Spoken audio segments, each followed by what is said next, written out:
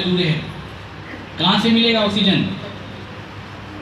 Oxygen कहाँ से आता है? कहाँ से आता है? वचन, हवा से। किससे आता है? प्राणदायक वायु। और हवा कौन है? प्रभु यीशु मसीह हवा, याद रखिए। हवा कौन है? प्रभु यीशु मसीह ने ये बात निकोदेमुस को समझाया। हवा जिधर चाहती है उधर चलती है, तू उसका शब्द सुनता है, परंतु तू ये नहीं जानता कि हवा किधर से आती है और किधर को जाती है। तो मालूम है हवा किधर से आती है और किधर को जाती है? प्रभु यीशु मसीह ने अपने विषय में बताया। जब प्रभु यीशु मसीह की गवाही के ऊपर दोष लगाया जा रहा था, तो प्रभु यीशु मसीह ने बताया कि तुम्हारी व्यवस्था में लिखा है, 2 जन की गवाही मिलकर सच्ची होती है, और गवाही देने वाला मैं अकेला नहीं हूं, मैं हूं और मेरे साथ मेरा पिताजी है। और मेरी गवाही ठीक है, अच्छी है, इसलिए क्योंकि मैं जानता हूं मैं किधर से आया हूं और मैं किधर को। तो हवा कौन है? स्वयं प्रभु यीशु मसीह हवा है, इसे याद रखिएगा, ठीक है। और परमेश्वर का वचन अदन के बाग के अंदर आदम के पास जब पहुंचा था, हवा में पहुंचा था। किसमें पहुंचा था? वहां पे लिखा है, दिन के ठंडे समय यहोवा का आत्मा अदन की वाटिका के अंदर फिरता था। दिन के ठंडे समय में मतलब जीवन का समय। किसका समय? जीवन का समय। और लिखा है हवा। दिन का ठंडा समय मतलब वायु, जिसे स्टार का लिखा हुआ है वायु। तो परमेश्वर का वचन किसके माध्यम से पहुंचा? वायु के माध्यम से आदम और हवा के पास पहुंचा, और इस वायु ने आदम और हवा के पत्तों को उड़ा दिया था। याद रखिए, इसी वायु ने उड़ाया था, ठीक है। और जैसे ही वायु ने उन पत्तों को उड़ा दिया, तब उसके बाद आदम और हव्वा परमेश्वर से क्या हो गए? छिप गए, छिपने लग गए। क्या हो गए? छिपने लग गए। समझ रहे हैं आप? किसी भी वचन को मैं जो बोल रहा हूं ना, आप हवा के माध्यम से सुन रहे हैं। किसके माध्यम से?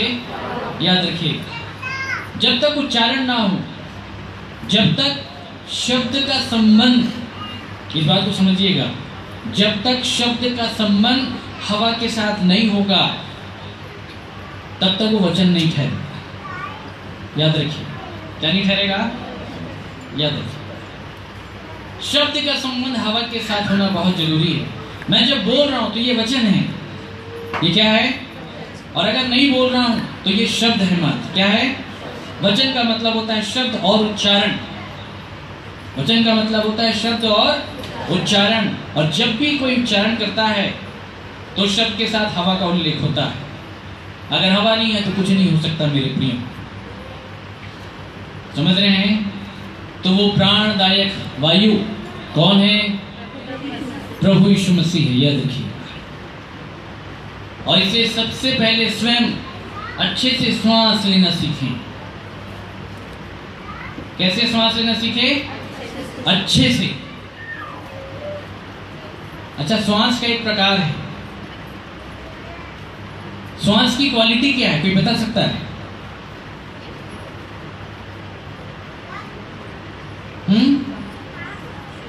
श्वास की क्वालिटी क्या है? श्वास ठंडा होता है कि गर्म? जल्दी बताइए। श्वास थोड़ा बाहर छोड़ के देखिए अपने हाथ के ऊपर। गर्म। कुछ लोग छोड़ के देखें, अभी तक मालूम नहीं है। गर्म होता है। क्या होता है? इसलिए बाइबल में सेवकों के विषय में पौलुस ने बताया, ठंडी श्वास लेकर सेवा नहीं करना, क्योंकि इस दशा में कलीसिया के लोगों को कुछ लाभ नहीं होगा। आपको लाभ नहीं मिलेगा तो समझ लेना कि भैया लोग ठंडा श्वास ले रहे हैं, तब आप लोग हमको भी चिता देना, भैया इफेक्ट नहीं हो रहा है। कहीं आप लोग ठंडा श्वास तो नहीं ले रहे? और ये भी हो सकता है हम तो गर्म ले रहे हैं लेकिन आपका कनेक्शन हो सकता है हमारे साथ ना जुड़ा हो, तो श्वास नहीं आए। तो आप समझ रहे हैं मेरे प्रियो, पहले खुद को बचाना है। किसको बचाना है? खुद को बचाना है। खुद अगर बच गए, खुद अगर बच गए तो याद रखिए बहुतों को आप बचा सकते हैं। और यदि खुद नहीं बचे तो आप किसी को नहीं बचा पाएंगे, ये बात सही है। और इन दिनों जैसे कि भाई महेश गवाही दे रहा था, हमारे अंदर भी ये बहुत सारे विषय चल रहे हैं और चलते चले आ रहे हैं। केवल मृत्यु ही मृत्यु हमको दिखाई दे रही है। बहुत लोग के घर में मृत्यु हुई है, आप सबको मालूम है। ये पिछले दिनों एक बहुत शोक का संदेश जो हमको मिला, दिल्ली से मिला, कि जिस घर में संगति होना आरंभ हुआ है उस बहन की डेथ हो गई। हालांकि केवल 2 संगति हुई है और उस बहन ने अपना जीवन सौंपा नहीं था, परंतु सौंपने के प्रयास में थी। अभी तो परमेश्वर जानता है, जिसके अंतर्यामी परमेश्वर है, उसका मन कितना खुला था, कितना नहीं खुला था, या हृदय कठोर था या घायल था, ये परमेश्वर जानता है। परंतु सुन करके बड़ा दुख हुआ। काश बच जाती प्रभु, बहुत दुख हो रहा था, मैं आपको बता नहीं सकता। ये संदेश जब हम तक पहुंचा, परसों की बात है, और हम जब गाड़ी ड्राइव कर रहे थे 2 व्हीलर में, तब ये संदेश हमारे पास पहुंचा था। भैया फलाना बहन जो है वो उसको हॉस्पिटल में भर्ती कर दिए हैं और उसको लकवा मार गया। उससे पहले उसके बस केवल पैर में दर्द था और एक साइड का जो पैर है वो सपोर्ट नहीं कर रहा था, बड़ी ही पीड़ा थी उसको पैर में, चलना फिरना उस बहन का नहीं हो पाता था। बस इतना ही हो पाता था कि बहन सुबह फ्रेश होने के लिए, बाथरूम जाने के लिए उठ पाती थी। उसके बाद पूरा दिन, पूरा समय वो बिस्तर के ऊपर ही बिताती थी, सो सकती थी और बस केवल बैठ सकती थी। और अंततः ऐसा हुआ कि उसको लकवा मार गया, और ऐसा लकवा मार गया कि उसका बात करना बंद हो गया। और फिर एक ही दिन के भीतर उसको डॉक्टर्स लोगों ने आईसीयू के अंदर शिफ्ट कर दिया। अब आईसीयू में जाना मतलब आप समझ सकते हैं कि काफ़ी क्रिटिकल केस जब हो जाता है तभी किया जाता है। और जैसे ही ये संदेश हम तक पहुंचा और डॉक्टर लोग ये जवाब दे रहे हैं कि इनका बचना मुश्किल है, तो बड़ी पीड़ा हमको हो रही थी कि प्रभु बच जाए, आप उसको बचा लें। हालांकि हमें मालूम है कि परमेश्वर अपनी इच्छा के अनुसार काम करता है, अपनी इच्छा के बाहर, और हमें भी उसकी इच्छा के बाहर बिल्कुल नहीं जाना है मेरे प्रियो। और सुबह के समय जब ये खबर हमको मिला कि वो बहन हम नहीं रही, तो मैं बड़ा दुखी था। परंतु बस केवल इस बात से यही शिक्षा मिली, जल्दी करो, फुर्ती करो, जल्दी करो, फुर्ती करो, कहीं अफसोस करना ना पड़े। जैसे प्रिय माता जी भी अपनी गवाही दे रही थी कि मैं फलाना परिवार को, जो उनके रिलेटिव हैं, मैं उनको नहीं बचा पाया। खैर ये तो कहने की बातें हैं, जो हो गया वो तो वापस आ नहीं सकता। परंतु इस घटना के माध्यम से हमें जो सबक लेना है या हमें जो सीखना है वो ये है कि नीच करके अपने परिवार और अपने घराने के लोगों की हम क्या करें? चिंता। घराना मतलब ये, परिवार मतलब आपका पर्सनल जो परिवार है, माता पिता, भाई बहन, पति पत्नी, बाल बच्चे एक्सेट्रा जो भी है, तो घराना और परिवार दोनों की चिंता आपको करनी है।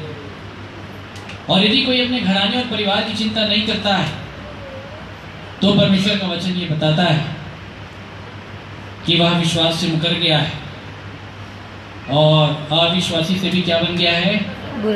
बुरा। आप समझ रहे हैं मेरे प्रियो? इसलिए हम सबके प्रति प्रेम का भाव लेकर के चलेंगे, तब परमेश्वर का अनुग्रह और मनुष्य का दोनों का अनुग्रह हमें प्राप्त होगा और हम दोनों की दृष्टि में बढ़ती चले जाएंगे। सो मेरे प्रिय, परमेश्वर हमारी सहायता करे। आइए कुछ देर परमेश्वर के पवित्र वचन के अनुसार आज जो हमें मनन करना है, हमारे साथ निकालिए 1 कुरिन्थियंस, पहला कुरिन्थियों 4 निकाल लें।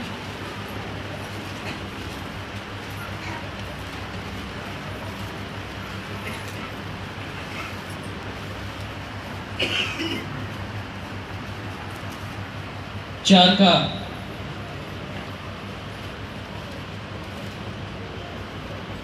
10 से लेकर के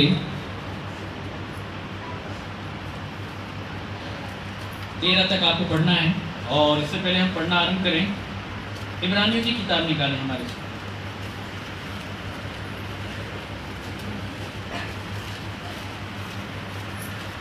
इब्रानियों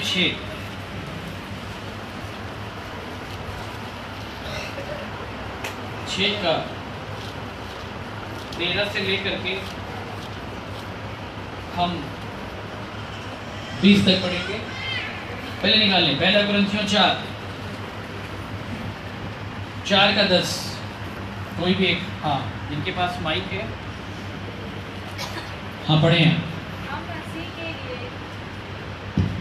हम मसीह के लिए मूर्ख हैं, परंतु तुम मसीह में बुद्धिमान हो। हम निर्बल हैं, परंतु तुम बलवान हो। तुम आदर पाते हो, परंतु हम निरादर होते हैं। हम इस घड़ी तक भूखे प्यासे और नंगे हैं और घूसे खाते हैं और मारे मारे फिरते हैं और अपने ही हाथों से काम करके परिश्रम करते हैं। लोग हमें बुरा कहते हैं और हम आशीष देते हैं। वे सताते हैं, हम सहते हैं। वे बदनाम करते हैं, हम विनती करते हैं। हम आज तक जगत का कूड़ा और सब वस्तुओं की खुरचन के समान ठहरे हैं।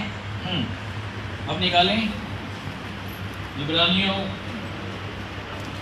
6 निकाल लें। 6 का 13 से लेकर के 20 तक हम इसको उत्तरवादी पाठ के आधार पर पढ़ेंगे। एक वचन मैं पढ़ूंगा, उसके बाद आप पढ़ेंगे और आखिरी वचन हम सब मिलकर के पढ़ेंगे। निकाल लें इब्रानियों 6 13 से लेकर के 20 तक। परमेश्वर ने अब्राहम से प्रतिज्ञा करते समय जब शपथ खाने के लिए किसी को अपने से बड़ा न पाया तो अपनी ही शपथ खाकर कहा, मैं सचमुच तुम्हें बहुत आशीष दूंगा और तेरी संतान को बढ़ाता जाऊंगा। और इस रीति से उसने धीरज धरकर प्रतिज्ञा की हुई बात प्राप्त की। मनुष्य को अपने से किसी की बड़ी की शपथ खाया करते हैं और उनके हर एक विवाद का फैसला शपथ से पक्का होता है। इसलिए जब परमेश्वर ने प्रतिज्ञा के वारिसों पर और भी साफ रीति से प्रकट करना चाहा कि उसका उद्देश्य बदल नहीं सकता, तो शपथ को बीच में लाया, ताकि दो बेबदल बातों के द्वारा जिनके विषय में परमेश्वर का झूठा ठहराना अनहोना है, दृढ़ता से हमारा ढांढस बांध जाए, जो शरण लेने के दौड़े हैं कि उस आशा को जो सामने रखी हुई है प्राप्त करे। वह आशा हमारे प्राण के लिए ऐसा लंगर है जो स्थिर और दृढ़ है और पर्दे के भीतर तक पहुंचता है। एक साथ पढ़ें। सदाकाल का मायाजर बनकर हमारे लिए अनुभव प्रवेश किया है। सो परमेश्वर के वचन को पढ़े जाने पे हम सबको आशीष मिले। हम ध्यान लगाएं परमेश्वर के वचन के ऊपर। इन दोनों पार्ट के ऊपर में आपको मालूम है कॉमन चीज क्या है, सामान्य विषय क्या है? फिर से पढ़े दूसरा कुरिन्थियों, माफ कीजिएगा, पहला कुरिन्थियों 4। हाँ पढ़े। हम मसीह के लिए मूर्ख हैं, परंतु तुम मसीह में बुद्धिमान हो। हम निर्बल हैं, परंतु तुम बलवान हो। तुम आदर पाते हो, परंतु हम निरादर होते हैं। हम इस घड़ी तक भूखे प्यासे और नंगे हैं और घूसे खाते हैं और मारे मारे फिरते हैं और अपने ही हाथों से काम करके परिश्रम करते बस। हैं। मैं जो कॉमन विषय आपको समझाना चाह रहा हूँ, पौलुस यहाँ पे कहता है कि हम इस घड़ी तक भूखे हैं, प्यासे हैं और नंगे हैं और घूसे खाते हैं और मारे मारे फिरते हैं। मारा कौन फिरता है? जिसका कोई घर कोई ठिकाना नहीं, याद रखिए। जिसके पास घर बार नहीं है, पहनने के कपड़े, खाने के लिए रोटी, पीने के लिए पानी, कुछ भी जिसके पास नहीं है। समझ रहे हैं? अब एक ये विश्वासी है, ये पौलुस अपने जीवन की गवाही बता रहा है। हम इस घड़ी तक भूखे हैं, प्यासे हैं, नंगे हैं, घूसे खाते हैं और मारे ये गवाही है किसी के पास? देखिए, बड़ी अद्भुत गवाही है। जिसके पास ये गवाही नहीं है, मैं उसे परमेश्वर का जन नहीं मानता। आपके पास नाना प्रकार की गवाही हो सकती है, परंतु यदि ये गवाही आपके पास नहीं है तो समझ लीजिएगा कि आपका उद्धार कभी नहीं हो सकता। या आपको लगता है कि आपने उद्धार पा लिया, तो मैं आपको बताना चाहता हूं कि आप उद्धार से कोसों दूर हैं। यह मुख्य गवाही है, याद रखें, जो भाई पौलुस देना चाह रहे थे। यह मसीही गवाही। कैसी गवाही है? यह मसीही गवाही है। कैसी गवाही है? अच्छा, कैसा जीवन है अभी पौलुस का? सुनेगा ध्यान से पहले। कैसा जीवन है? कैसा जीवन है? आप सेटिस्फाई हैं उसके जीवन से?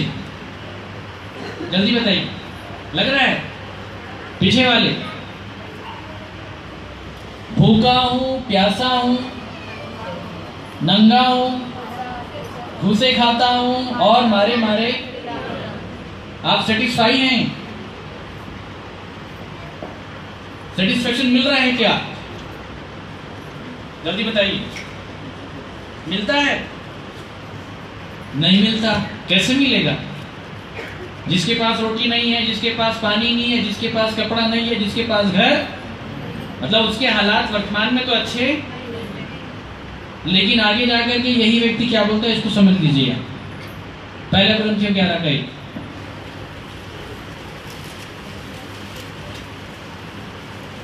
तुम मेरी सी चाल चलो जैसा मैं मसीह की सी चाल चलता हूँ। किसकी चाल चल रहा है? मसीह की चाल। पछता है?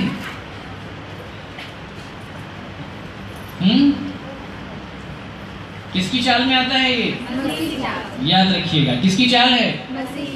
पहला कुरिन्थियों 11:1 जब हम पहले पढ़ते थे तो हमको क्या लगता था?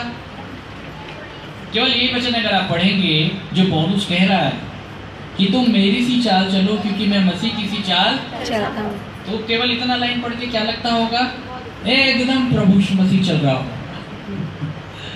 कौन चल रहा होगा? एकदम प्रभु यीशु मसीह चल रहा होगा। मतलब उसके जीवन में कोई कमी नहीं, कोई घटी, एकदम परफेक्ट। एकदम क्या है? परफेक्ट। लेकिन ऐसा नहीं है। अभी लोग मसीह के चाल के विषय में जानते नहीं है। ये मसीह की चाल का एक रूप है। भूखा, प्यासा, नंगा, मारे। ठीक है, चलिए अब इसको समझ लेते हैं, नहीं तो आपको लगेगा भैया क्या क्या बोलते हो आप। मत्ती निकाले हमारे साथ।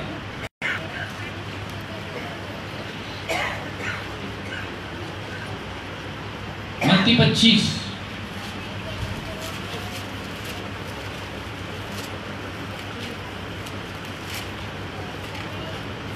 का 34 से पढ़िए, सुनिएगा ध्यान से।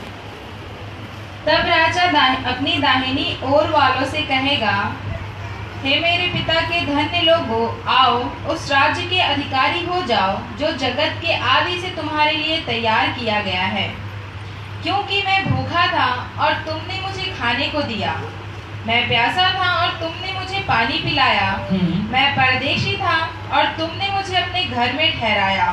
मैं नंगा था और तुमने मुझे कपड़े पहनाए। मैं बीमार था और तुमने मेरी सुधि ली। मैं बंदी गृह में था और तुम मुझसे मिलने आए। ये कौन कह रहा है? कौन कह रहा है? मैं ऐसा था। कहाँ समझ में आता है ये सब वचन किसी को? कहाँ लोग दृष्टि करते हैं इन बातों के ऊपर? लोगों को तो बस आशीष चाहिए। क्या चाहिए?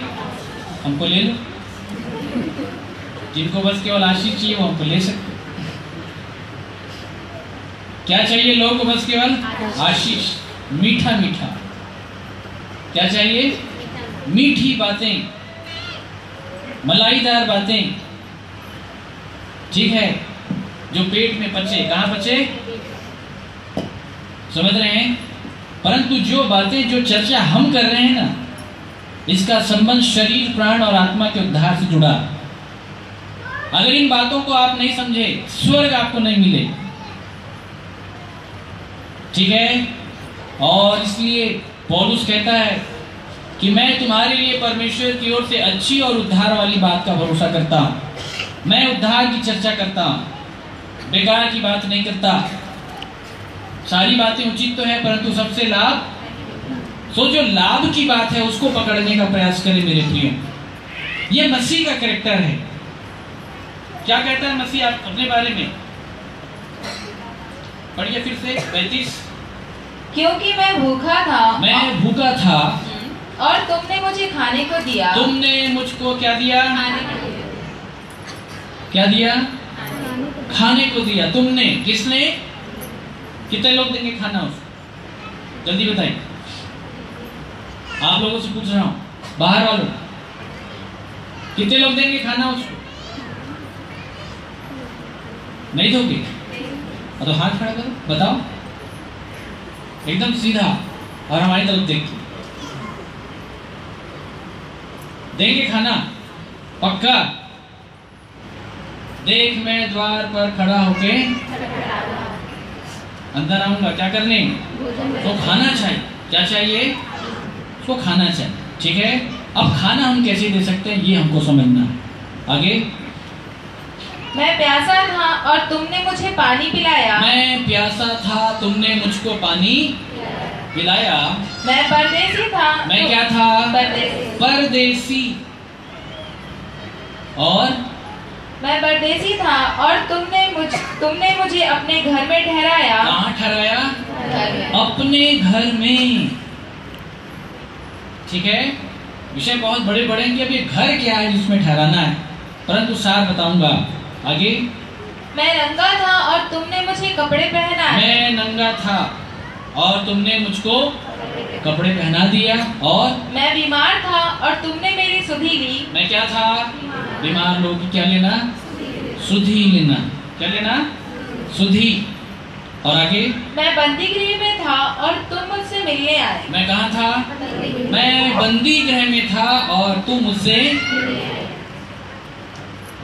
किसी भी कंडीशन में रिश्ता टूटना नहीं चाहिए उसके साथ, चाहे वो बीमार है, चाहे वो बंदी गृह में, चाहे वो भूखा है, चाहे वो परदेसी है, चाहे वो नंगा है। संबंध उसके साथ टूटना नहीं चाहिए, ठीक है।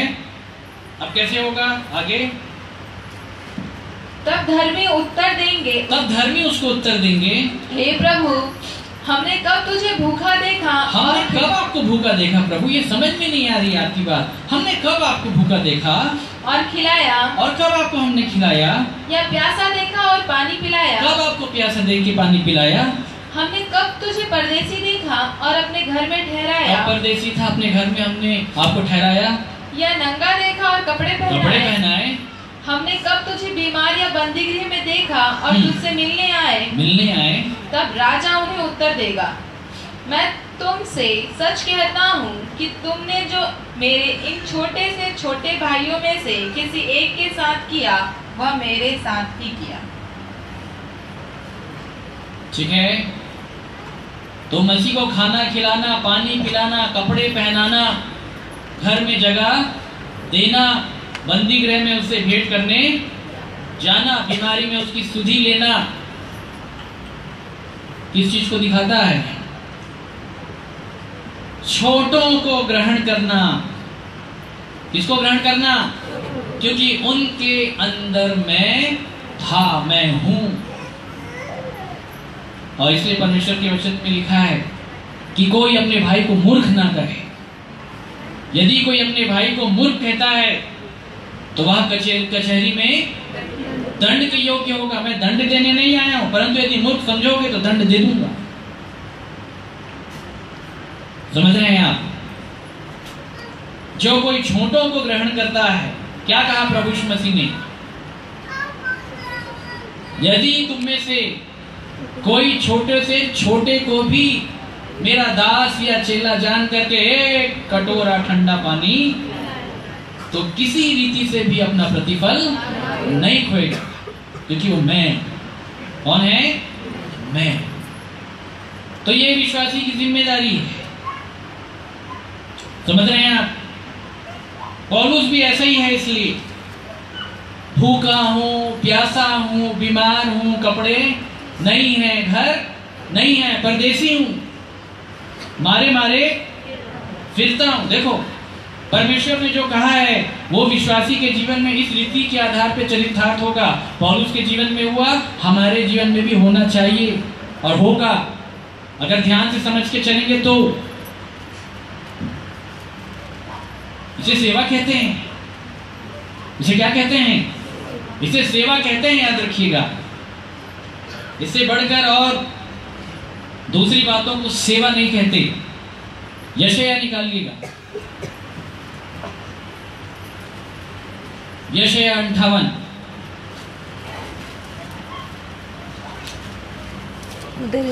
58 का 6 से पढ़िए, से ध्यान सुनिए।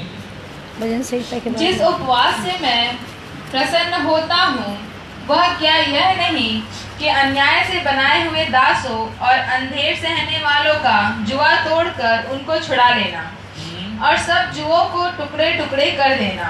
हाँ। क्या वह यह नहीं कि अपनी रोटी भूखों को बांट देना? किसको दे देना? भूखों। अपनी रोटी भूखों को। पौलुस कहता है मैं भूखा हूं, तब तो मसीह रोटी देगा। और यदि वो रोटी पौलुस को मिल गई तो वो रोटी ट्रांसफर होती है, याद रखो। वो तोड़ तोड़ के देना है। कैसे देना है? उसको तोड़ तोड़ के मल्टीप्लाई करके आपको बांटना है। और उसको तोड़ने का नियम है, उस रोटी को तोड़ने का। प्रेरितों के काम में रोटी तोड़ना जो लिखा है, लोग उसको प्रभु बहुत समझते हैं। क्या समझते हैं? तो हर दिन लेना चालू कर दी। बोले प्रतिदिन घर में रोटी तोड़ते तोड़ते। तो बोले रोटी तोड़ना क्या है? तो लेती रोटी उनको याद आता है कि प्रभु यीशु मसीह ने तोड़ा। बोले प्रभु भोज। नहीं आती बात समझ में किसी, समझ में आ रहा? ये विषय बहुत अलग है मेरा। आगे क्या कहता है? अनाथ और मारे मारे फिरते हुओं को अपने घर ले आना। अपने घर ले आना। अनाथ और मारे मारे फिरते हुओं को अपने घर ले आना। देखो, पुराने नियम से ये सारी प्रतिज्ञाएं दी हुई, लोग समझते नहीं। अपने घर ले आना और किसी को नंगा देखकर वस्त्र पहनाना। देखो, सारी बातें यहाँ भी लिखी हुई है। किसी को नंगा देखकर क्या पहनाना? लोग वस्त्र कहाँ पहनाते हैं? लोग तो क्रिटिसाइज करते हैं। क्या करते हैं? नंगा मतलब मनुष्य के जीवन का पाप प्रकट हो जाना। क्या हो जाना? पाप का प्रकटीकरण, उसे नंगाई कहते हैं, याद रखिए। तो जब किसी विश्वासी के जीवन से उसकी निर्बलता के कारण जो काम वो नहीं करना चाहता, यदि कर बैठता है, हो जाता है, तो क्रिटिसाइज नहीं करना उसको लेकर के। चार लोग बैठ करके कानाफूसी नहीं करना कि फलाना आदमी या फलाना भाई या फलानी बहन ऐसी है या ऐसा, बिल्कुल नहीं। तो कपड़े पहनाने का काम है आपको। क्या पहनाना है? यदि नंगाई आपको दिख गई तो कपड़े भी आप ही को पहनाना है, याद रखना। अगर नंगाई आपने देख लिया तो कपड़ा किसको पहनाना है? और यदि आप नहीं पहना है तो याद रखना आपने मसीह को नहीं पहना है। क्या नहीं पहनाया? और यदि मसीह को नहीं पहनाए तो स्वर्ग नहीं मिलेगा। आप समझ रहे हैं? स्वर्ग मिलने वाला नहीं है। इसलिए क्रिटिसिज्म नहीं करना। जब भी किसी विश्वासी के जीवन में उसकी निर्बलता, उसकी दुर्बलता प्रकट हो जाए तो उसके पाप को चर्चा का विषय नहीं बनाना। आप समझ रहे हैं? चर्चा का विषय बिल्कुल नहीं बनाना। लिखा है प्रेम से एक दूसरे के पाप और अपराध को क्या कर दो? ढांप दो। और जो पाप और अपराध को ढांप देता है वह प्रेम का खोजी ठहरता है। लिखा है किसका खोजी? परंतु जो बात की चर्चा बार बार करता है वह परम मित्रों में भी फूट करा देता है। ऐसे लोग का कोई काम नहीं, याद रखिए। और ऐसे लोग को परमेश्वर झुंड से अलग कर देता है, ये आपको बता दे रहा हूं। क्योंकि परमेश्वर का वचन कहता है मेरी प्रजा के बीच में से ठोकर के कारणों को दूर करो। किसके कारणों को? जब एक व्यक्ति सुनने, जानने, समझने के बाद भी अगर परमेश्वर के इन वचनों को मानने के लिए तैयार ना हो और बस केवल बुराई में ही लगा रहे, तब परमेश्वर ये बोल देता है उसको मेरे बीच में से क्या करो? दूर करो। उसकी संगति मत करो ताकि वह लज्जित हो। क्या हो? तो भी हमेशा के लिए मत छोड़ो। अपना प्रिय भाई और प्रिय बहन जान करके उनको चिताओ, लेकिन संगति मत करो। मेरे प्रियो, समझ रहे हैं आप? आगे, और अपने जाति भाइयों से अपने को ना छिपाना। नहीं छिपाना। अपने जाति भाइयों से, देखो ध्यान से समझिएगा, विश्वासियों की क्या जिम्मेदारियां हैं, क्या क्या जिम्मेदारी है? अपने जाति भाइयों को खाना खिलाना, रोटी खिलाना, पानी पिलाना, कपड़े, मारे मारे फिरते हुए लोगों को देख करके उनको अपने घर ले आना, और अपने जाति भाइयों से अपने आप को छिपाना। शास्त्री फरीसी तो यही काम करते थे। एक मनुष्य जब यरूशलेम से यरीहो की ओर जा रहा था तो रास्ते में कुछ डाकुओं ने जब वो मूर्छित हो गया, डाकुओं ने मार पीट के घेर के उसके कपड़े उतार लिए। तो वहां कौन आया? याजक आया, लेवी आया। दोनों कतरा कर, मतलब अपने आप को क्या कर लिए? उसे छिपा लिए, कतरा के चले गए। बोलते ना, हम एक जगह गए थे, फलाना भाई भी आया था लेकिन हमको देख के कतराया, मतलब हमको देख के छिप गया। क्या हो गया? छिप गया। ये काम नहीं करना। मसीह ने अपने आप को पापियों से छिपाया नहीं था, और इसलिए आपको भी छिपाना प्रभु यीशु मसीह ने बताया, जो नगर पहाड़ पर बसा हुआ है वहां छिप नहीं सकते। कितना भी प्रयास करोगे छिप नहीं पाओगे। अगर पहाड़ पर बसे हो तो नीचे के लोग तो ऐसे छिपे हुए हैं और अपने आप को छिपाने का काम करते हैं, परंतु आप अपने आप को प्रकट करना। क्या करना? अपने जाति भाइयों से अपने मुंह को छिपाना बिल्कुल नहीं। अगर आप ये काम कर लेंगे तो एक बहुत बड़ा लाभ आपको होगा। क्या लाभ होगा? आगे, तब तेरा प्रकाश पौ फटने के समान चमकेगा। बस रुक जाइए। तब तेरा कहाँ है? अंदर। पौ फटने के समान चमकेगा। अभी चमक नहीं रहा है, अभी अंदर है। कहाँ है अंदर?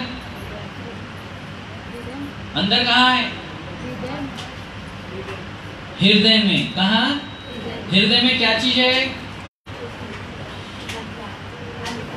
आगे पाठ पीछे इसी को बोलते हैं। क्या है हृदय में? पिछली बार ना सुनाए थे, कुछ याद है? अंधकार। पत्रस निकालो, दूसरा पत्रस 1:19 से पढ़िए। हमारे पास जो भविष्यवक्ताओं का वचन है वह इस घटना से दृढ़ ठहरा। इस घटना से दृढ़ ठहरा। तुम यह अच्छा करते हो जो यह समझकर उस पर ध्यान करते हो हाँ। कि वह एक दिया है। क्या है? दिया। दिया तो आपके मुंह से निकल ही नहीं रहा था। वह क्या है? दिया। पकड़िए सारी चीजों को। अगर डिटेल आपको बता रहे हैं तो बोलने के लिए थोड़ी ना बता रहे हैं। वह एक दिया है जो अंधियारे स्थान में। कौन से स्थान में? अंधियारे। अब अंधियारा स्थान क्या है? हृदय। हृदय। अंधियारा स्थान हृदय। पीछे वालों, अंधियारा स्थान पीछे वालों, डर लग रहा है बोलने से। अंधियारा स्थान उधर, भाइयों, छवि भैया इधर। अंधियारा स्थान हृदय। भैया सब बोल दिए तो बोलेंगे। अंधियारा स्थान क्या है? हृदय। हृदय। अंधियारा स्थान क्या है? याद रखिएगा। लेकिन हृदय के अंदर एक दिया है। क्या है? दिया। एक दिया है, ध्यान से समझिएगा। क्या है? एक दिया है। उसके ऊपर आपको क्या करना है? क्या करना है? ध्यान। उस दिए के ऊपर आपको क्या करना है? ध्यान। क्या करना है? ध्यान। ध्यान करना है। क्या करना है? ध्यान। ध्यान से पहले पौलुस ये कह रहा है, पत्रस ये कह रहा है कि हमारे पास जो भविष्यवक्ताओं का वचन है एक घटना से दृढ़ ठहर गया। क्या ठहर गया? एक घटना से क्या ठहर गया? दृढ़। क्या घटना घटी थी? जल्दी बताइए, घटना क्या घटी थी? घटना क्या घटी थी? नहीं मालूम। हृदय तो बोल दिया लेकिन घटना नहीं मालूम। पुराने लोगों, घटना क्या घटी थी? हाँ तो भाई तो पूछ रहे हैं। कहाँ लेके गए थे? पहाड़ पर। थोड़ा ऊपर पढ़ लिया करो, तब तो नीचे की कहानी समझ में आए। पतरस घटना की चर्चा कर रहा है। क्या बोलता है? 16। क्योंकि जब हमने तुम्हें अपने प्रभु यीशु मसीह की सामर्थ का और आगमन का समाचार दिया था तो वह चतुराई से गढ़ी हुई कहानियों का अनुकरण नहीं था, वरन हमने आप ही उसके प्रताप को देखा था। किसको देखा था? प्रताप। प्रताप। किसको देखा था? प्रताप। प्रताप। ठीक है, ये बात वहां समझ में नहीं आई पतरस। ये बात पतरस को वहां पे समझ में नहीं आई। यहाँ कुछ और बात कर रहा, सही बात कर रहा। वहां क्या बात कर रहा था? हे प्रभु, हमारा यहाँ रहना अच्छा है। क्या है? अच्छा है। 3 मंडप बनाएंगे। एक तेरे लिए, एक मूसा के लिए और एक एलिया के लिए। लेकिन अब अकल आ गई। यहाँ मसीह के साथ रहने वाले लोगों कभी ऐसा भी होता है, अकल देरी से आती है। कैसे आती है? हृदय के अंदर प्रकाश आना चाहिए। क्या आना चाहिए? हृदय के अंदर प्रकाश आना चाहिए। प्रकाश कैसे आएगा ये थोड़ा समझ लेते हैं, थोड़ी देर इस सूत्र को आप समझने का प्रयास करें। तो एक घटना के बारे में चर्चा कर रहा है पतरस। ठीक है, आगे। क्योंकि जब उसने परमेश्वर पिता से आदर और महिमा पाई और उस प्रताप में महिमा में से यह वाणी आई, यह मेरा प्रिय पुत्र है जिससे मैं प्रसन्न हूँ। जिससे मैं क्या हूँ? प्रसन्न हूँ। परमेश्वर ने घोषणा कर दी, यह मेरा प्रिय पुत्र है जिससे मैं सबके सामने। परमेश्वर ने क्या कर दी? घोषणा। मूसा के लिए भी घोषणा है। मूसा किसको दिखाता है? व्यवस्था। मूसा किसको दिखाता है? व्यवस्था। व्यवस्था। और एलिया किसको दिखाता है? भविष्यवक्ता।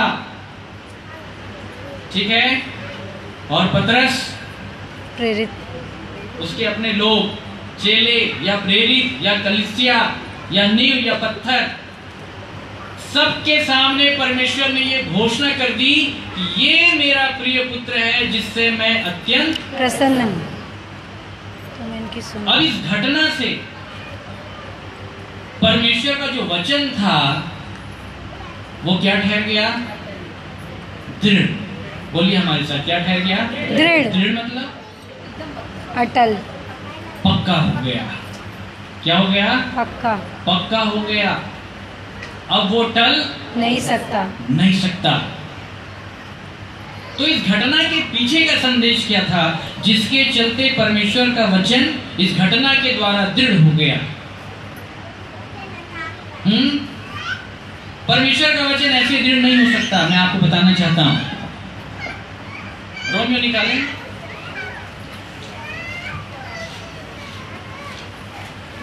रोमियो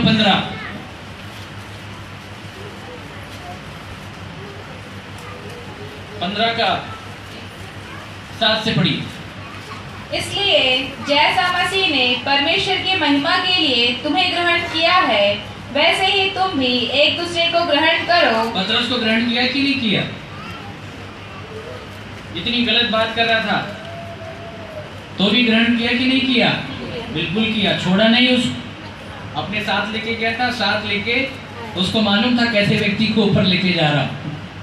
अभी नहीं समझता, लेकिन बाद में परमेश्वर हमारे प्रेम के भाव को देखता है, नकारात्मक चीजों को नहीं देखता। उसको बस केवल एक ही चीज हमारे अंदर ये दिखाई देती है, ये मुझसे बेइंतहा मोहब्बत करता है या करती है। ये चीज आपके अंदर उसको दिखाई देनी चाहिए। आप कितना वचन जानते हैं या नहीं जानते, या समझते या नहीं समझते, नहीं, कोई मैटर नहीं। उसको बस केवल एक विषय दिखाई देता है, ये मुझसे प्रेम करता। कल समझेगा, क्योंकि मुझसे क्या करता है? प्रेम करता है। ठीक है, अब आगे। वैसे ही तुम भी एक दूसरे को ग्रहण करो। इसलिए मैं कहता हूँ कि जो प्रतिज्ञाएं बाप दादों को दी गई थी, उन्हें बाप दादे हमारे कौन है? मूसा है, एलिया है, ये सब हमारे कौन है? बाप दादे। इसको जरूर याद रखना। ठीक है, जो प्रतिज्ञाएं परमेश्वर ने बाप दादाओं को, और दूसरे भी कुछ बाप दादा लोग हैं ना, जहां से वो ईसाइयत का जन्म हो गया, उनको भूल जाना। समझ गए आप? ऐसे नहीं भूलना, जाते आना जाना करते रहना, लेकिन बाप दादे कौन है इसको समझ के रखना। गवाहों का बड़ा बादल,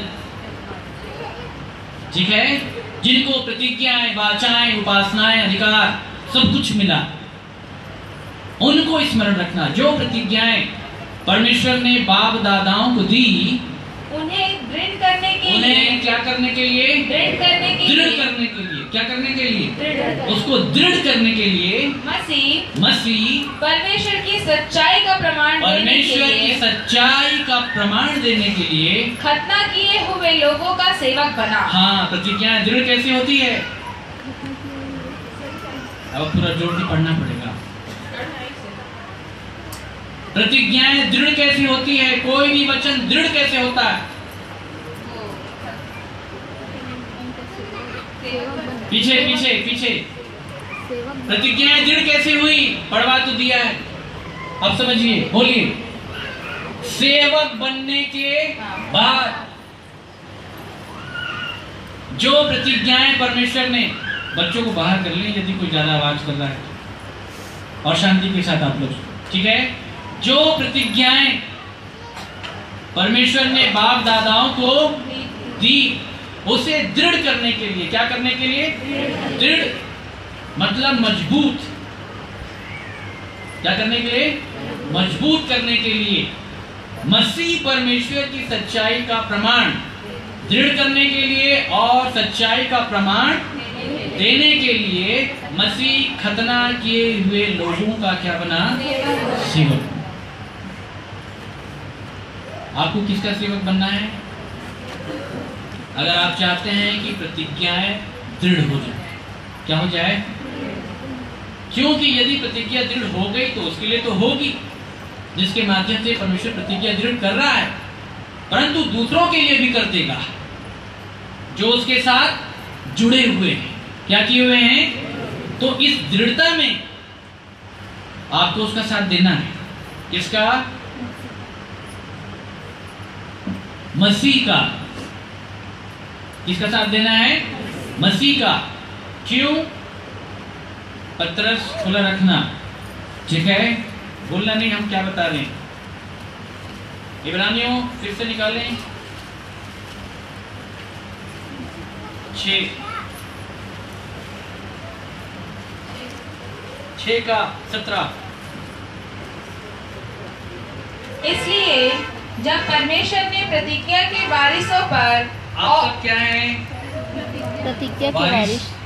क्या है? बारिश। ठीक है। अब पौलुस कह रहे हैं कि इसलिए कि जब परमेश्वर ने प्रतिज्ञा के बारिशों पर और भी साफ रीति से प्रकट करना चाहा। साफ रीति से कैसे? साफ। कोई मिलावट नहीं, जो बोल रहा हूँ उसको करूंगा। साफ रीति से प्रकट करना चाहा कि उसका उद्देश्य बदल नहीं सकता। उसका उद्देश्य क्या नहीं हो सकता? बदल नहीं सकता। बदल नहीं सकता। तो शपथ को बीच में लाया। किसको बीच में लाया? शपथ को। शपथ को बीच में लाया। किसको बीच में लाया? शपथ को बीच में लाया। और आगे, ताकि तो बेबदल बातों के द्वारा जिनके विषय में परमेश्वर का झूठा ठहरना अनहोना है, दृढ़ता से हमारा ढांढस बंध जाए। दृढ़ता क्या काम करेगी? ढांढस बंधवाई। ढांढस बंधाई। लिखा है कायरों को ढांढस दो। किसको ढांढस दो? कायरों को। प्रभु यीशु मसीह रात के समय झील के ऊपर चल के चले क्या समझ रहे थे? भूत चल रहे। क्या समझ रहे थे? भूत। तब प्रभु यीशु मसीह ने दूर से कहा ढांढस बांधो। क्या बांधो? ढांढस बांधो। तो वहां से एक आवाज और आ गई, प्रभु। तुम कायर, तुम क्या हो? क्योंकि बाइबल बताती है कायरों को ढांढस दो। कायरों को क्या दो? ढांढस। कायर नहीं बनना। समझ रहे हैं?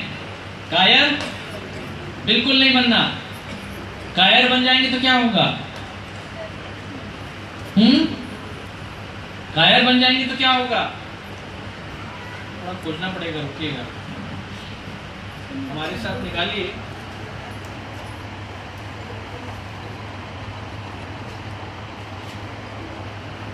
व्यवस्था विवरण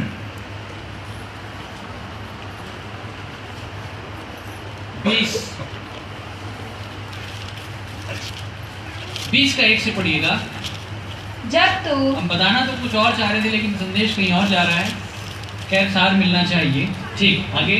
जब तू अपने शत्रुओं से युद्ध करने को जाए और घोड़े, रथ और अपने से अधिक सेना को देखे, तब उनसे ना डरना।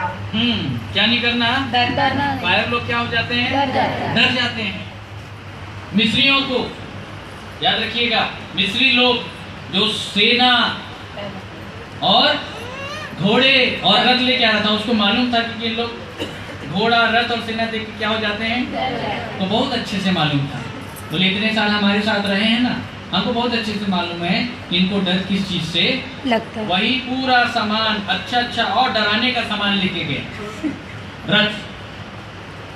ठीक है, दूर से देख करके क्या करने लग गए?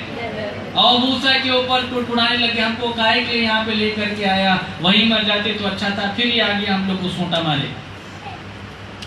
लेकिन परमेश्वर यहाँ पे विश्वासियों को बोल रहा है कि डरना नहीं। और अगर डर जाएगा तो क्या होगा?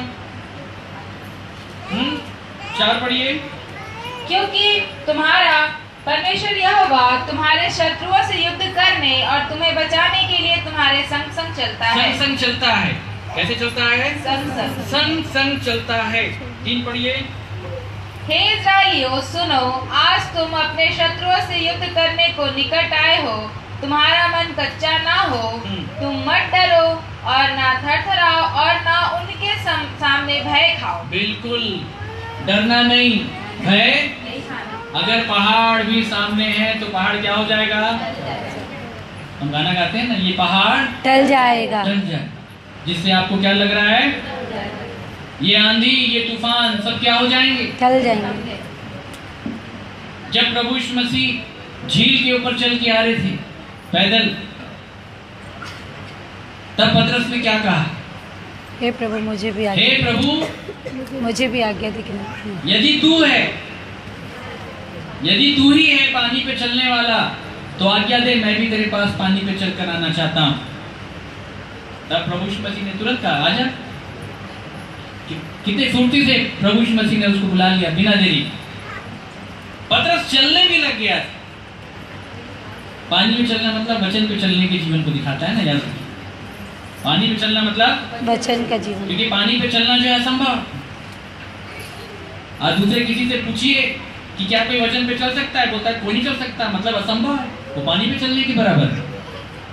परंतु हमारा परमेश्वर हमको पानी पे ही चलाने के लिए बुलाया है। तो पतरस चलने तो लग गया, परंतु बीच में गड़बड़ी हो गई। पतरस डूबने लग गया। क्या होने लग गया? डूबने। क्यों डूबने लग गया? तूफान को देख के डर गया। हे अल्प विश्वास।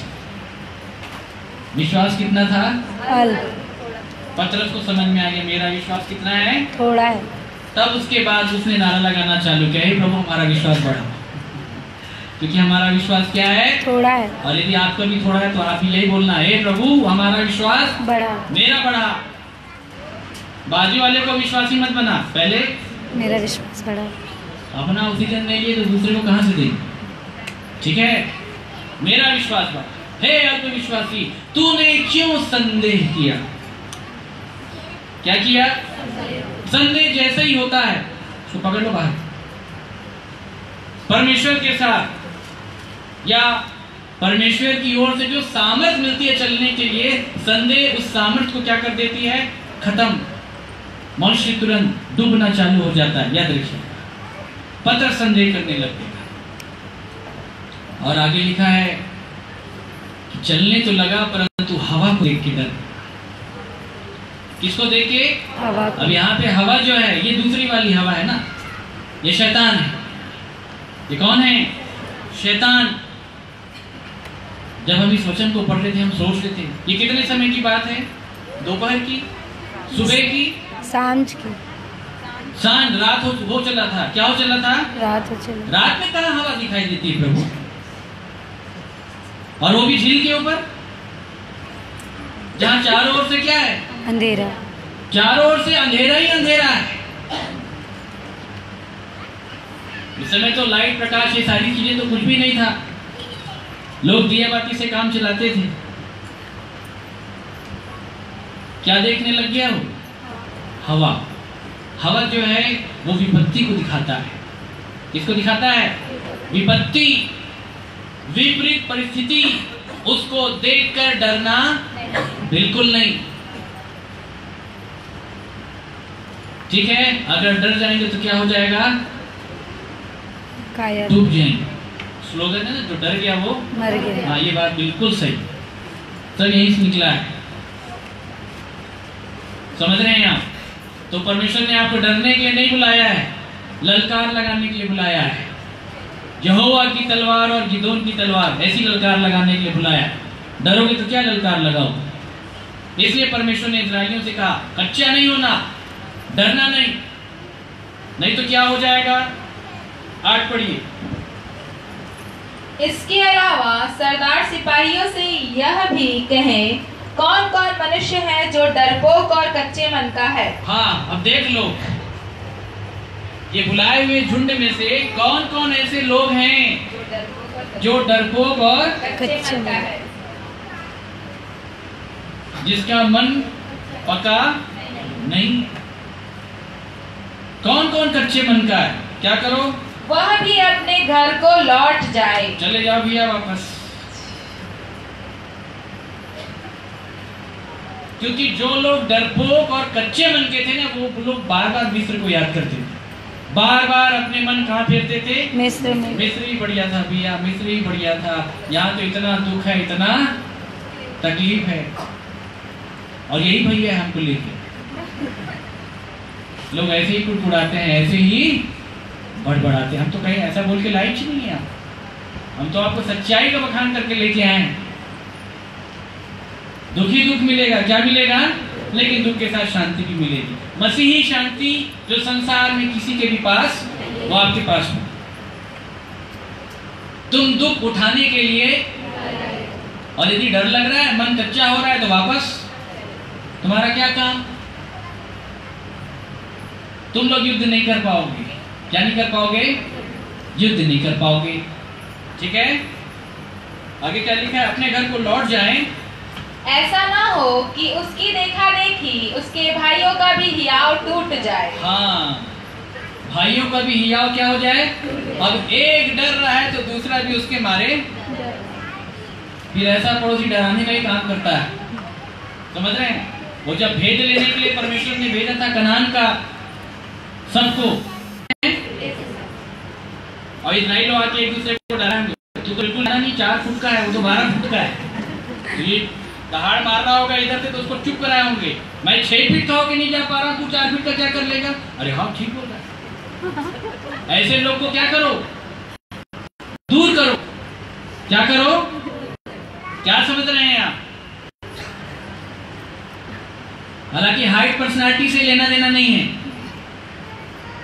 आ रहा समझ में? हाइट पर्सनालिटी से लेना देना नहीं है। बाइबल के अनुसार हाइट और पर्सनालिटी उसका एक अद्भुत संदेश है। शाऊल राजा के बारे में आप लोगों ने सुना है, शाऊल राजा की नियुक्ति क्यों हुई?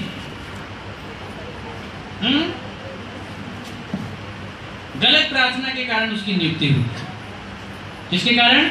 अच्छे से बाइबल पढ़। क्योंकि उस समय जो परमेश्वर की प्रजा थी वो बार बार राजा का डिमांड कर रहे थे। किसका डिमांड? राजा। जबकि परमेश्वर बोल रहा मैं हूं ना तुम्हारा राजा, मैं तो कर रहा। बोले नहीं, हमको एक और राजा चाहिए। तब परमेश्वर शमूएल को बोला कि इनके लिए एक राजा क्या कर देना? नियुक्त कर देना, क्योंकि ये लोग ऐसा ऐसा बोल रहे हैं। वहां से परमेश्वर का मन उनके लिए खट्टा हो गया, तो भी परमेश्वर उनको साथ में लेके, क्योंकि परमेश्वर दया करना चाहता था।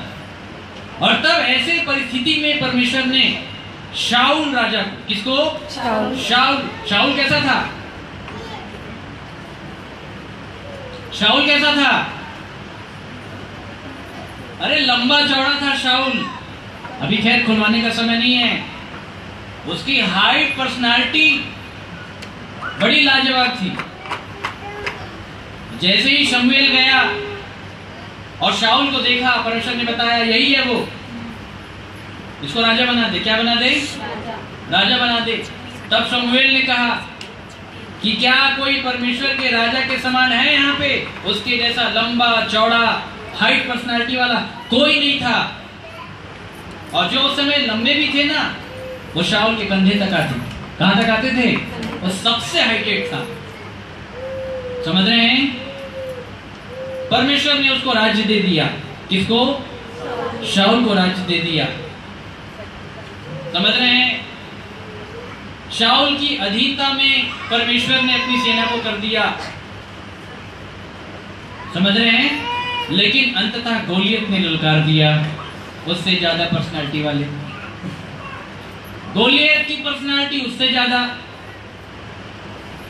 कितनी थी? 9 हाथ 1 बित्ता। कितना? 9 हाथ 1 बित्ता। लगभग कितना बोलेंगे? 9 फीट से ऊपर की उसकी हाइट थी। समझ रहे हैं आप? 9 फीट से मतलब मैं समझता हूं ये चौखट भी कम पड़ जाए गोलियत की पर्सनालिटी के। और जब गोलियत जब ललकारता था, जब दहाड़ता था, ध्यान से सुनिएगा, तो सारी जो इजरायली जो सेना थी और राजा सब क्या कर रहे थे? थरथरा। क्या कर रहे थे? थरथरा। कांप रहे। क्या कर रहे थे? कांप रहे थे, डर रहे थे एकदम। और वो बार बार आकर के ललकारता था, बार बार। लंबा चौड़ा तो था, और जब वो चलता था तो उसके आगे एक जन बहुत बड़ी ढाल लेकर के चलता था, शहंशाह की तरह। और तब पीछे गोलियत आता था और ललकारता था, भेजो किसी को मेरे से लड़ाई करने की, बुलाओ, कौन है तुम्हारा लीडर? तुम्हारा लीडर? तो लीडर कौन था? शाऊल भी एकदम दुबक्की मार के पीछे बैठे। और सब डर रहे थे। बोले जब राजा डर गया तो प्रजा क्या करेगी? जब इतना हाइट वाला व्यक्ति डर गया तो हम लोग तो इससे छोटे हैं। और तब वहां से एकदम 4 फीट का आदमी आया, दाऊद। कैसा आदमी आया? 4 फीट। के पीछे बहुत सुंदर संदेश है। दाऊद की हाइट बहुत कम, लेकिन फाइट बहुत ज्यादा था उसके पास। हाइट कम, बड़ा अद्भुत था दाऊद। दाऊद आ गया, क्या करने के लिए आया था? टिफिन पहुंचाने आया था बेचारा। अपने भाई क्या पहुंचाने आया था? टिफिन। अपने भाइयों के लिए। दाऊद के भाई भी कैसे थे? सब हाइट पर्सनालिटी वाले, सब दाऊद को ऐसे ही समझते थे। बोले तेरे से एक ही काम हो सकता है, चरवाही वाला, और तू किसी काम के लायक। उसको जंगल भेज देते थे, जा भेड़ बकरी लेकर के जंगल चले जा। और तब दाऊद के पिताजी ने कहा, जाकर के देख मेरे बेटों का कुशल क्या है, तो खाने के बहाने से जा वहां पे और थोड़ा आकर के बता, ताकि मेरे कलेजे को ठंडक पहुंचे कि मेरे बेटे जीवित हैं, युद्ध चल रहा है, ठीक है। और तब दाऊद बोला ठीक है, चला गया। और वहां जाने के बाद माजरा उसने कुछ और देखा। बोले ये कौन है जो इतनी ललकार मार रहा है? बोले गोलियत है। और बोले राजा ने घोषणा कर दी कि जो उसको मारेगा उसको बहुत सारा इनाम दे देगा। और दाऊद इतना छोटा सा था, उसके पास कोई औजार, कोई शस्त्र नहीं थे। नहीं, समझ रहे हैं? कोई औजार, कोई भी शस्त्र नहीं था। दाऊद तुरंत गोलियत को देखा। पहले किसको देखा? गोलियत को। और ये पूछा इनाम क्या है, ये बताओ। देखिए दाऊद कितना बड़ा सच्चा विश्वासी था। वो ये पूछा, ये बताओ पहले इनाम क्या देगा राजा? तो बोले इतना सारा ये देगा, और साथ में फिर अपनी बेटी का विवाह उससे करवा दे। बोले पक्का? ठीक, मैं जाऊंगा फिर। इनाम सुन करके बोलता है मैं जाऊंगा। इनाम बताओ, इनाम क्या है? मैं जाऊंगा बिल्कुल उससे। और तब उसके बाद भाई लोग उसको चिल्लाने लग गए, क्योंकि भाई लोग उसको मूर्ख समझते थे। क्या समझते थे? मूर्ख समझते थे। इतना छोटा सा है, विद्या सा, ये क्या करेगा? हाइट पर्सनालिटी वाला आदमी होना चाहिए। कितना अच्छा, वो हमारा ज्यादा हाइट। इसका मतलब ये नहीं जिसका हाइट है वो कोई काम का नहीं, ऐसा नहीं है। परंतु परमेश्वर का वचन बड़ा अद्भुत है, ठीक है। दाऊद को लोगों ने नकार दिया। क्या कर दिया? नकार दिया। और तब दाऊद ने जाकर के उससे कहा, किससे? शाऊल से। उसको समझ में आ रहा था कि शाऊल गलत है, शाऊल डरपोक है, दाऊद सब जानता था। लेकिन तो भी दाऊद शाऊल की अधीनता में जाकर के उससे बात करता था। हे प्रभु, अगर तेरी इच्छा हो तो मैं जाकर के युद्ध करूं, और विश्वास कर, मैं मार दूंगा उसको, मैं मार दूंगा। तब शाऊल ने क्या कहा? तू तो अभी लड़का ही है। बाइबल बताती है कि उसके चेहरे से क्या झलकती थी? लाली, कौलापन था।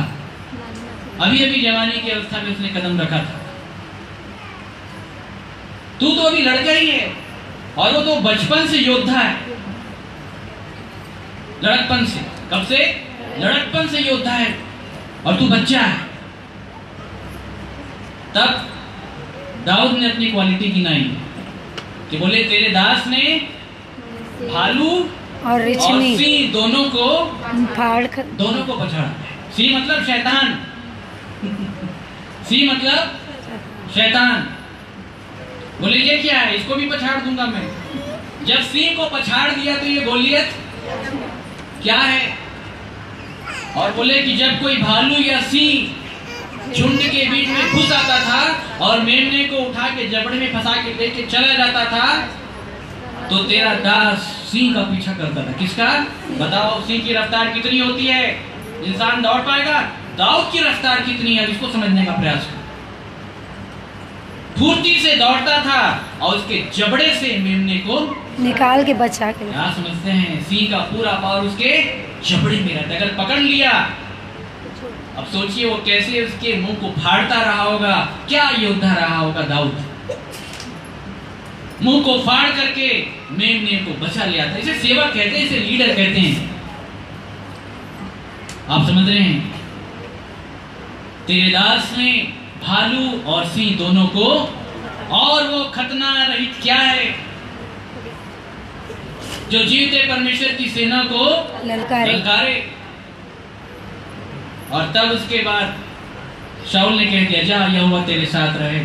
और उसके बाद फिर क्या किया वो आपको सबको मालूम है। तू भाला सांग तलवार लेकर के आया है, मैं यहोवा के नाम से आता हूँ। किसके नाम से? यहोवा के नाम से आता हूँ। और 15 मिनट के अंदर उसको मार करके उसका गला काट करके ला करके राजा को दिखा दिया, ये ले आओ अपनी बेटी की शादी मेरे से इनाम। समझ रहे हैं आप? 15 मिनट के अंदर उसको मार करके उसका हिसाब किताब बराबर कर दिया। इसे कहते हैं युद्धवीर सैनिक। समझ रहे हैं आप? और यदि मन कच्चा हो गया, सामने की परिस्थितियों को देख करके कई लोग डर जाते हैं, ये कैसे होगा वो कैसे होगा। कई लोग माथा पकड़ के बैठते हैं, इतना दुख आ रहा है, ये आ रहा है वो आ रहा है, फिर ये कैसे होगा वो कैसे होगा। अरे बिल्कुल होगा, कैसे नहीं होगा। अगर मन कच्चा हो जाएगा तो नहीं होगा, परंतु यदि ढांढस लेकर के यदि बैठे रहेंगे तो बिल्कुल होगा मेरे प्रियो। आप समझ रहे हैं? दृढ़ता से परमेश्वर हमारा ढांढस क्या करना चाहता है? बंधवाना चाहता है। समझ रहे हैं? और मसीह परमेश्वर की सच्चाई का प्रमाण देने के लिए और जो प्रतिज्ञाएं बाप दादाओं को दी गई उसको दृढ़ करने के लिए खतना किए हुए लोगों का क्या बना? सेवक। यदि दृढ़ होना है तो क्या बनना पड़ेगा? सेवक। यदि युद्धवीर बनना है तो क्या बनना पड़ेगा? सेवक। अच्छा योद्धा बनना है तो क्या बनना पड़ेगा? सेवक। किसका सेवक? खतना किए हुए। अब हमारे भी तो कोई खतना वाला प्राणी नहीं, सेवक कैसे बनता? खतने वाले लोग वे हैं जो अपने आप को अच्छा समझते हैं और दूसरे को। खतने वाले लोग वो हैं जो दूसरों के जीवन में तिनका देखने का प्रयास करते हैं और अपना लट्ठा उनको दिखाई। उनके भी क्या बन जाना? सेवक। वो आपकी बुराई करता है, आप बदले में उसकी बुराई मत करो, तब आप दृढ़ हो जाएंगे।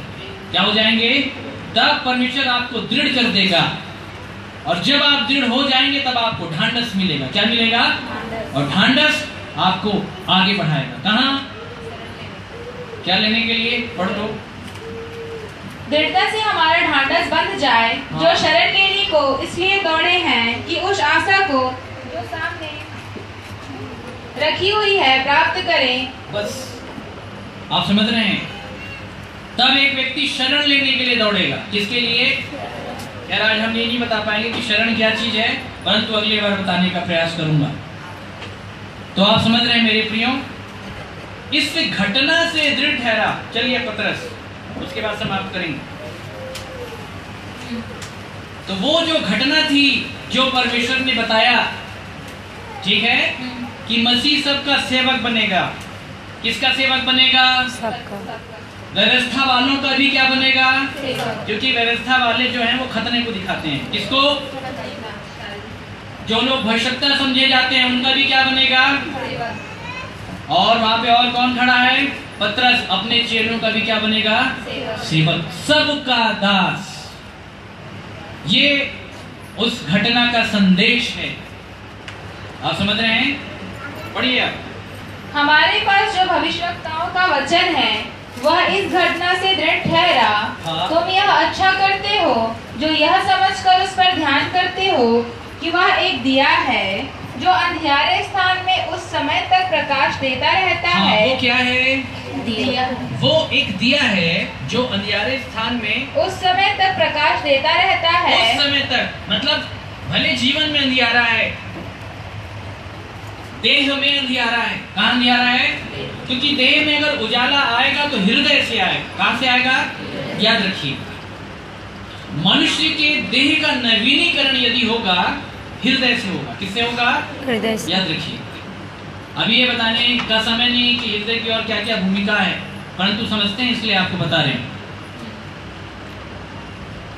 वह एक दिया है जो अंधियारे स्थान में अर्थात हृदय के अंदर। अंधियारा कहाँ है? ठीक है, अंधियारे स्थान में उस समय तक प्रकाश देता रहता है। कहाँ? अंधियारे स्थान में। अंधियारे स्थान में मतलब कहाँ पे? हृदय में। प्रकाश कहाँ देगा? हृदय में। दिया, आप ध्यान सुनिएगा, दिए की क्वांटिटी ज्यादा नहीं होती। दिया थोड़ा सा प्रकाश देगा। दिया कितना प्रकाश देगा? थोड़ा सा। तो आप मानो दिया यहाँ पे चांद की भूमिका में है। किसकी भूमिका में है? क्योंकि चांद का प्रकाश परमेश्वर ने रात के ऊपर, अंधकार के ऊपर प्रभुता करने के लिए चांद को बनाया था, और दिन के ऊपर प्रभुता करने के लिए परमेश्वर ने सूर्य को बनाया था।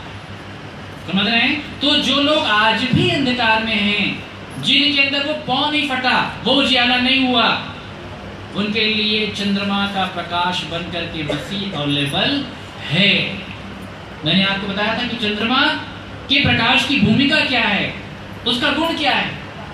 रात में जब चंद्रमा का प्रकाश होता है, चंद्रमा का प्रकाश यदि आपको देखना है तो उसकी खासियत यह है कि वो घोर अंधकार में ही देता है। कहाँ देता है? रायपुर के चकाचौंध के ऊपर खड़े होकर के आपको चंद्रमा का प्रकाश दिखाई नहीं देगा जी, गांव जगह में घर के 4 बत्तियों को चालू करने के बाद चंद्रमा का प्रकाश आपको दिखाई नहीं देगा।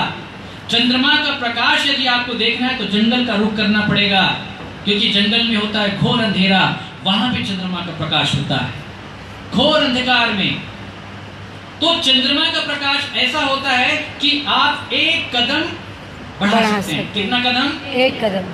चंद्रमा आपको इतना प्रकाश देगा घोर अंधियारे में भी कि आगे गड्ढा है कि नहीं। सिर्फ संभालने के लिए क्या करना है, क्या नहीं करना है, वर्तमान की जानकारी आपको दे देगा, परंतु चंद्रमा आपको निशाना नहीं दिखा सकता।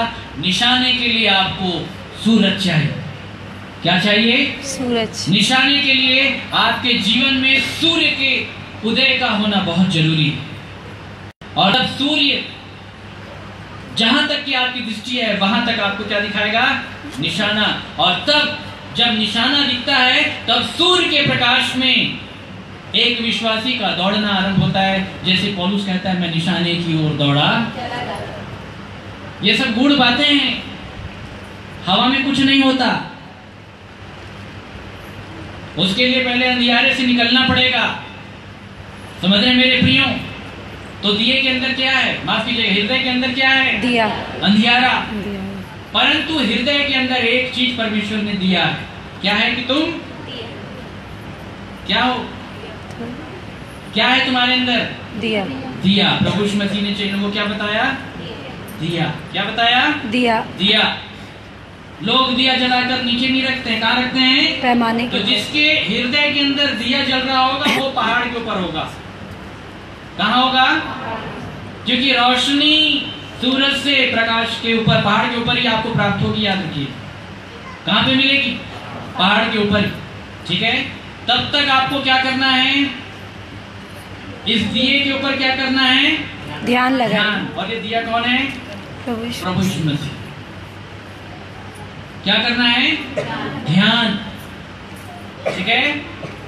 ध्यान मतलब आपको कैसे सेवक बनना है, कैसे दूसरों का दास बनना है, दूसरों के लिए क्या क्या करना है, ये सारी शिक्षा आपको दिए से मिलेगी। किससे मिलेगी? दिए से मिलेगी, क्योंकि मसीह दास बनना सिखाता है। क्या बनना सिखाता है? और जो लोग उसका ध्यान करेंगे उनके अंदर यही क्वालिटी आएगी कि वो प्रेम से दूसरे के क्या बनेंगे? दास बनेंगे। और जो लोग ध्यान कर रहे हैं वे ही मारे मारे फिरते हुए लोगों को घर लेकर के आएंगे। जो लोग आज भी नंगे हैं, जिनके पास कपड़े नहीं है, उनको कपड़ा पहनाएंगे। जिनके पास घर नहीं उसको घर दिलवाएंगे। जिनके पास रोटी नहीं उसको रोटी दिलवाएंगे। जिसके पास पानी नहीं उसको पानी दिलवाएंगे। क्योंकि ये लोग उस दिए का ध्यान कर रहे हैं। किसका ध्यान? उस समय तक ध्यान करते रहो, उस समय तक ध्यान करते हो कि वह एक दिया है जो अंधियारे स्थान में उस समय तक प्रकाश देता रहता है, जब तक कि पौ न फटे। जब तक क्या ना हो जाए? पौ न फटे। अच्छा, पौ कब फटेगी? पौ कब फटेगी? सुबह 4 बजे। अच्छा, पौ कब फटेगी? हम पतरस में क्यों लाए थे आपको? जैसे ऐसे हाँ, तो क्या बताया था वहां पे? पौ कब फटेगी? क्या बताया? जैसे आप तब हाँ, तब तेरा प्रकाश पौ फटने के समान चमकेगा। हाँ, यहाँ पे पौ फट रहा है, तो पौ फटने के लिए क्या करना पड़ेगा? ऊपर से 6 जिस उपवास से मैं प्रसन्न होता हूँ। ध्यान से सुनिएगा, वह अभी क्या? आ रहा है ईस्टर गुड फ्राइडे। अभी लोग रखेंगे कितने दिन का? शुरू हो गया अभी। चाहे अपने आप को कमजोर कर, ये वाला रखो, क्योंकि यदि ये वाला नहीं रखे तो वो वाला कोई काम का नहीं। अरे कौन सूखे लकड़ी के ऊपर घी डालता है? आग जलाओ, फिर उसके बाद आग में तब ना भपकेगा। सूखे लकड़ी के ऊपर यदि 5 किलो अगर घी डाल भी दोगे तो आग थोड़ी ना लग जाएगा। परंतु यदि आग है और यदि उसको भपकाना है, फैलाना है, तब डालना घी। अगर ये काम नहीं हुआ तो आपके भूखे रहने से भी आपका कोई मतलब। परमेश्वर ने क्या कहा? जैसे 58 में 58 का शीर्षक क्या है? उचित उपवास। तुम जो करते हो मैं उसको उपवास नहीं मानता। ये परमेश्वर कहता है, मैं नहीं। समझ रहे हैं क्या कहता है? 6 जिस उपवास से मैं प्रसन्न होता हूँ। जिस उपवास से मैं प्रसन्न होता हूँ, वह क्या यह नहीं कि अन्याय से बनाए हुए दासों और अंधेर से आने वालों का जुआ तोड़कर उनको छुड़ा लेना। उनको छुड़ाओ। क्या करो? छुड़ा लेना। अच्छा, बंदी गृह में मिलने के लिए जाना है आप? कभी गए हैं बंदी गृह में किसी से मिलने के? नहीं। कभी नहीं गए ना। हम तो बंदी गृह के अंदर थे भी और लोग हमसे मिलने भी आए प्रकट रूप में, जब हम जेल के अंदर थे। तो आपको मालूम है, बंदी गृह में जब भी कोई मिलने के लिए जाता है तो जाके यही बोलता है, चिंता नहीं करना, बहुत जल्द छुड़ा लेंगे। क्या कर लेंगे? बहुत जल्द तुमको बाहर निकाल लेंगे। इसलिए तुमको ऐसे विश्वासियों को जाकर के बोलना है कि बहुत जल्द परमेश्वर तुमको स्वतंत्र कर देगा, पाप से तुमको आजाद कर देगा। विश्वास में बने रहो और बंदी गृह के अंदर घुटने टेक करके उसको पुकारो। हम भी जब पुकारे तो बंदी गृह से बाहर आए। आज तुम्हारा नंबर आ गया, तुम भी पुकारना, तुम भी बाहर आओगे। कल कोई और अंदर आएगा, तुम उसको जाकर के तुम भी सिखाना जैसे हम तुमको सिखाते हैं। आप समझ रहे हैं मेरे प्रियो? बंदी गृह में इसलिए जाते हैं मिलने के लिए, कोई घूमने नहीं जाता, वहां ढांढस बनाने जाता है। चिंता नहीं करना, बहुत जल्द हम तुमको बाहर निकाल लेंगे। आगे, मैं इससे प्रसन्न होता हूँ। और सब जुओं को टुकड़े टुकड़े कर देना। सारे जुओं को, क्योंकि बंधन में है वो। किसमें है? बंधन में है। उसके जुए को क्या कर देना? टुकड़े टुकड़े कर देना। ये विश्वासियों का काम है, अपने पड़ोसियों को संभालने का। उसके जुए को टुकड़े टुकड़े कर देना।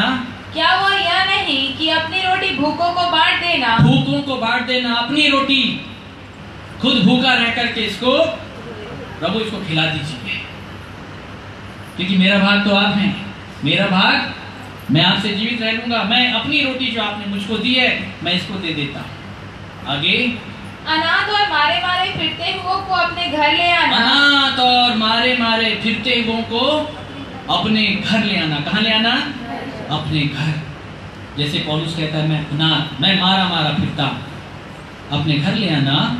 किसी को नंगा देखकर वस्त्र पहनाना। किसी को नंगा देखकर क्या पहनाना? वस्त्र। इसलिए प्रभु यीशु मसीह ने कहा, 2 कुर्ता है तो 1 कुर्ता दे देना। 2 कुर्ते का मतलब समझते हैं? 2 कुर्ते का मतलब एक मसीह की देह और एक आपकी देह। मसीह की देह से शिक्षा लेते हुए, मसीह की देह का अंगीकार और स्वीकार करते हुए, जब आपकी देह भी मसीह की देह के समान हो जाए, तब आपके पास कितने कुर्ते हो जाते हैं? 2। मसीह की देह से आप ढाके जाएंगे और आपकी देह जो मसीह की देह हो गई है, वो दूसरे को दे देना, ताकि दूसरे का पाप क्या हो जाए? ढक जाए। दे देना। और यदि चाहते हो कि ये कुर्ता बांटा जाए, तो किसी को अपने आप से कतरने से रोकना नहीं, क्योंकि जब तक कतरा नहीं जाएगा विश्वासी को, तब तक दूसरे विश्वासी के लिए उसको ढकने वाला कपड़ा तैयार नहीं होगा। वहां सताया गया, वहां सहता रहा।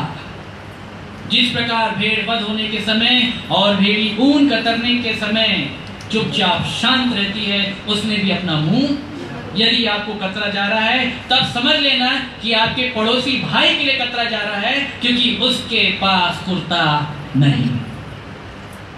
आप देना अपना वाला कुर्ता। समझ रहे हैं मेरे प्रियो? देंगे, क्योंकि मसीह ने भी तो अपना कुर्ता दे दिया। मसीह ने आपके पाप को ढकने के लिए अपना देह रूपी वस्त्र दिया कि नहीं दिया? आप भी दे देना। आगे, और अपने जाति भाइयों से अपने को ना छिपाना। बिल्कुल नहीं छुपाना। उसके ऊपर तरस खाना, मेरा भाई है, मेरी बहन है, कुछ बोल भी दिया तो क्या हो गया? और यदि कुछ बोल रहा है तो इसलिए बोल रहा है क्योंकि उसके पास कपड़ा नहीं है, उसको कपड़ा चाहिए। क्या चाहिए? और वो आपके पास कपड़ा देख रहा है, इसके पास कपड़ा देख रहा है, और इसलिए ये कपड़ा बनता है ऊन से, और ऊन निकलता है कतरने से। इसलिए विश्वासियों की देह को कतरा जाएगा, और दूसरे निर्बल विश्वासी के लिए उसी ऊन के द्वारा वो वस्त्र तैयार किया जाएगा और उसको पहनाया जाएगा। तब वो विश्वासी भी आपसे प्रेम करेगा, क्योंकि उसका पाप आपके वस्त्र से ढका है। क्या ढकेंगे? इस तरीके से मसीह ने ऐसा किया था, आपको भी इसके लिए बुलाया है। बहुत सारे कपड़े चाहिए लोगों को पहनाने के लिए, क्योंकि सब नंगे हैं, किसी के पास वो वस्त्र दिखाई नहीं देता, वो धार्मिकता दिखाई नहीं देती। अपने जाति भाइयों से अपने आप को छिपाना मत। आगे, तब तेरा प्रकाश पाँव फटने के और समान अगर इन चमकेगा। विषयों के ऊपर ये ध्यान करते रहोगे, क्योंकि दिए से यही शिक्षा हमको आज मिल रही है कि जाति भाइयों से मुंह को नहीं छिपाना। जो भाई नग्न दिखाई दे रहे हैं उनको अपना कपड़ा दे देना, कुर्ता दे देना। जो लोग भूखे दिखाई दे रहे हैं रोटी दे देना, प्यासे दिखाई दे रहे हैं पानी दे देना, बेघर दिखाई दे रहे हैं उनको घर दे देना। जब ये शिक्षा हम ले लेते हैं तो मानो हम दिए का ध्यान कर रहे हैं। किसका ध्यान कर रहे हैं? हम दिए का ध्यान कर रहे हैं। और ऐसा ही ध्यान जब हम करते रहेंगे, जब हम इन बातों को मानकर करते रहेंगे, चलते रहेंगे, तब तेरा प्रकाश पाँव फटने के समान चमकेगा। तब वो दिया जो अंदर है, हृदय के अंदर, वो तारा बनेगा। वो क्या बनेगा? भोर का तारा।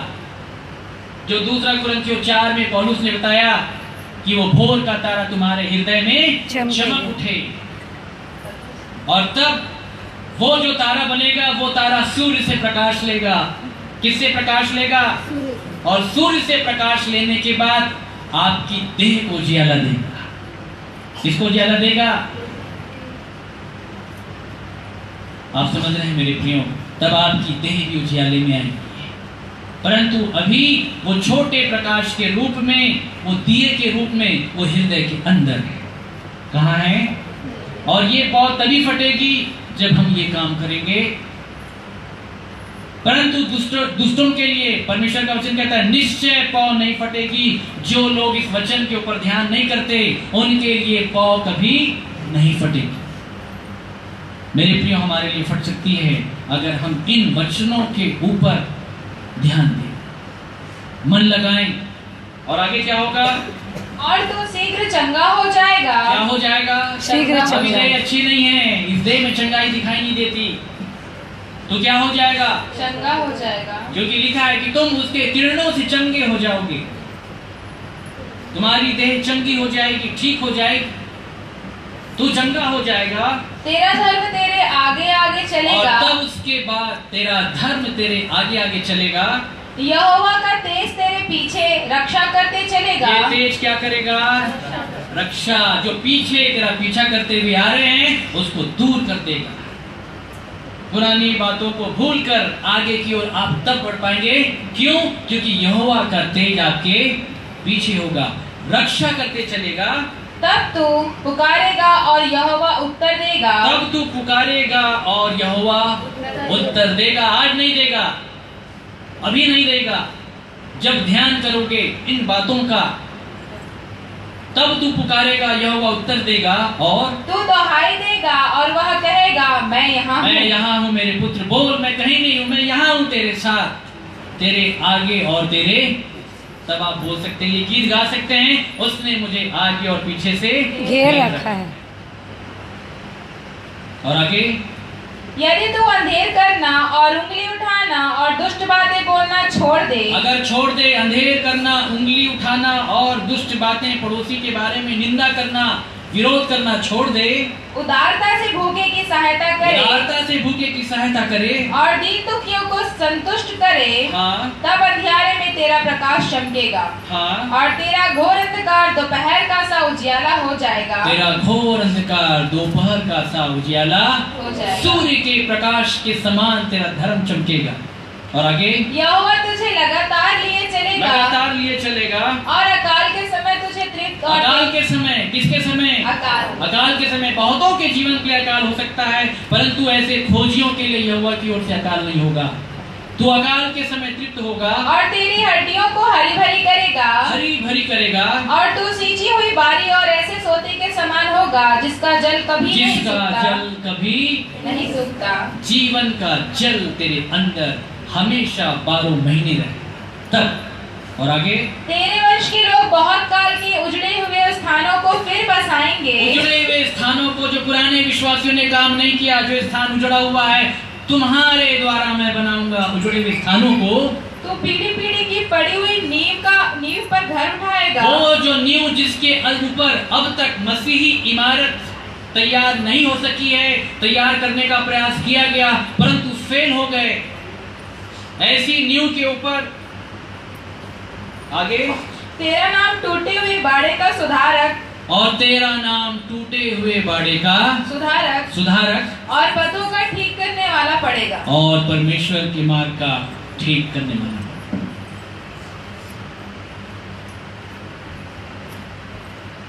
इसे सेवा की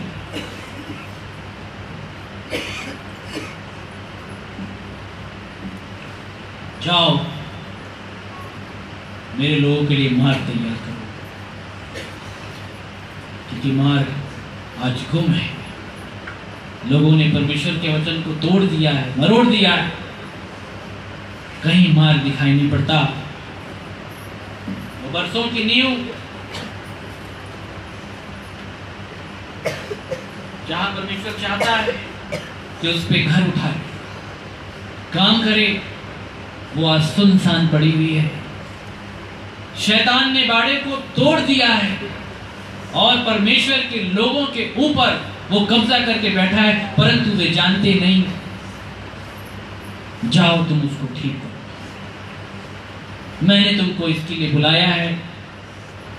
तू टूटे हुए बाड़े का सुधारक होगा, और जो बाड़ा सुधारता है उसे बहुत दुख उठाना पड़ता है। तेरा नाम परमेश्वर के पथों का ठीक करने वाला, सकल धर्म का बैरी शैतान परमेश्वर के मार्ग को टेढ़ा मेढ़ा कर दिया है। मेरे प्रियो, वो हमारे माध्यम से उसे ठीक करना चाहता है, हमारे माध्यम से उसे सीधा करना चाहता है। लेकिन क्या आप तैयार हैं ये ध्यान करने के लिए? उस दिए के ऊपर क्या आप तैयार हैं